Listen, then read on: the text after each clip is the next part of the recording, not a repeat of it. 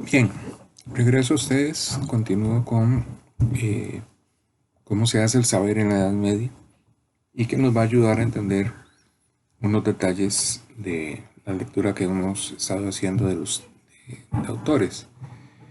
Eh, si le prestaron atención a la Suma Teológica, probablemente se dieron cuenta el orden como él expone los temas.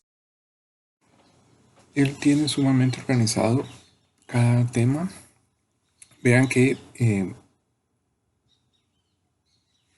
una cuestión está articulada en diferentes... Una cuestión es un tema, por ejemplo, la existencia de Dios, que él va a articular en varios subtemas. Eh, con ello, tengamos esto presente, lo que él considera que en su tiempo significaba referirse a la existencia de Dios es lo que viene ahí consignado. Si muchos siglos después, otros temas entran en consideración, ya es un asunto que no podemos juzgar digamos,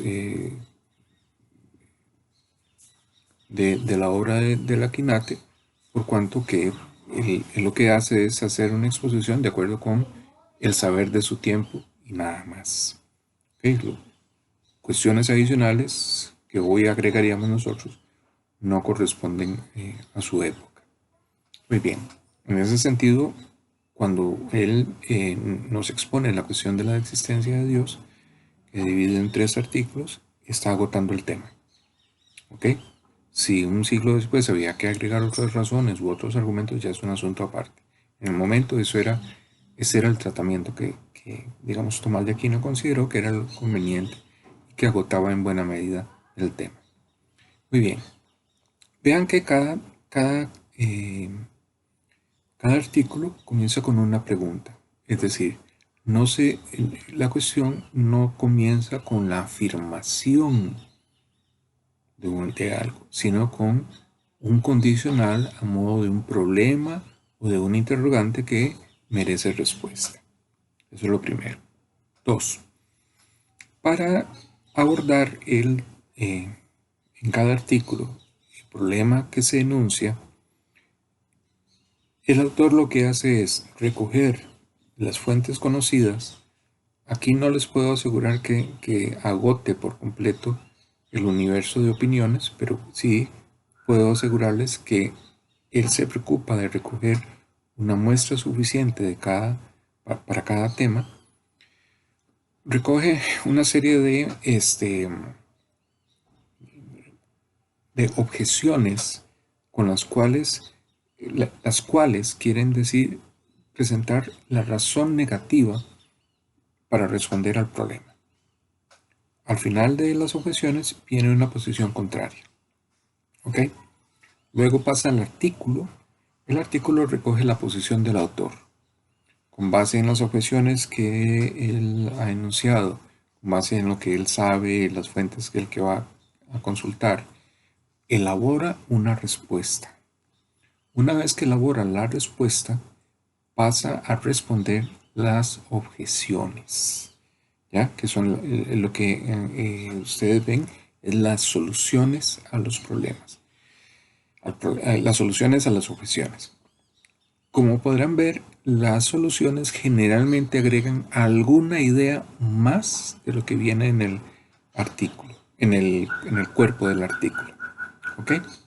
Eh, Básicamente esa es la estructura que él sigue. Vean el modo como él está estructurando el pensamiento. No es una exposición lineal.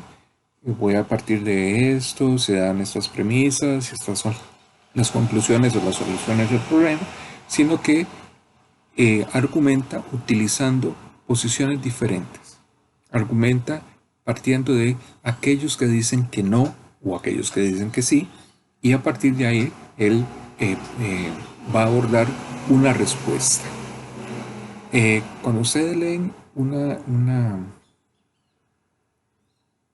la Suma Teológica en cualquiera de sus partes, cualquiera de sus cuestiones, van a encontrar exactamente el mismo esquema. Es un esquema en cierto sentido dialéctico. Sin embargo, mm, lo que le interesa es llegar a una respuesta. La respuesta es siempre la del autor, no es otra. Eh, y esa exposición tiene varias ventajas. Una es el orden, otra es, em, si bien, si utilizáramos esta técnica hoy, se podría sonar un poco extraño, pero es enteramente posible. Si usáramos esa técnica hoy, al menos dejaría abierto el tema. Es decir, que aun cuando respondamos a un problema, quedaría abierto a nuevos desarrollos. ¿Ok? Eh, Mi parecer en ese sentido es que la obra de Tomás de Aquino, si bien es muy completa en el tratamiento de los temas, no creo que sea una obra cerrada, no creo que sus respuestas sean monolitos que no admiten otros desarrollos con nuevas evidencias. En ese sentido, hay una riqueza importante en su propuesta que que no podemos dejar de observar. Eh, Bien, en relación con el tema de la existencia de Dios, quisiera plantear lo siguiente. En el caso de Tomás, en el caso de Tomás de Aquino, la posición que él mantiene, y lo podemos encontrar desde la primera cuestión que él trata, en la que se pregunta si es posible demostrar la existencia de Dios. Él propone un método que, si ustedes lo comparan con el de San Anselmo, se van a dar cuenta de grandes e importantes diferencias. Fundamentalmente, porque eh, el método de Tomás de Aquino, o método tomista, si quieren llamarlo de otra manera, consiste fundamentalmente en partir de lo inmediato concreto para acceder a aquello que solo se puede conocer de manera mediata.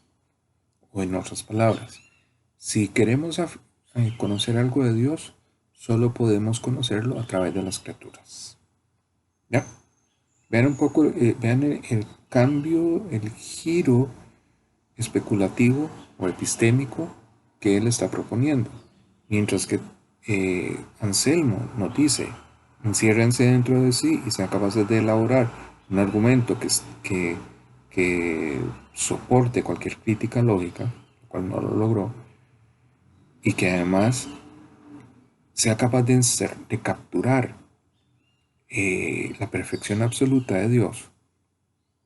Tomás de Aquino nos dice, yo no voy a partir de ahí, voy a partir de lo que tengo aquí inmediatamente, que es las criaturas como existentes.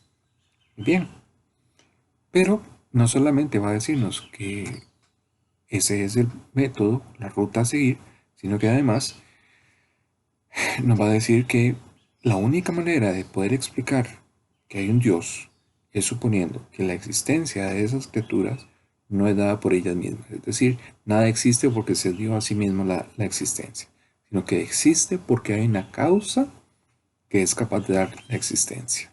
Vean, y vean que hasta este momento no tengo por qué suponer que esa causa es Dios, y mucho menos el Dios bíblico. Al igual que San Anselmo, Tomás de Aquino va a suponer que está hablando del Dios bíblico, del Dios de la fe. ¿Ok? Pero digamos eso para otro momento. Por ahora lo que me interesa es señalar que el modus operandi de él es partir de las criaturas para llegar al Creador.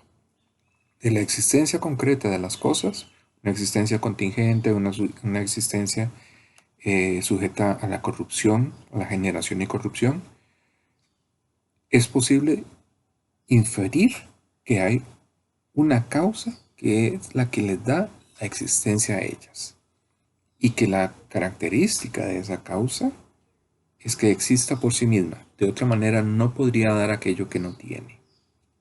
¿Ok? Ya eso en una escala ontológica coloca a esa causa primera, a esa causa creadora, la coloca en el primer lugar. ¿Ok?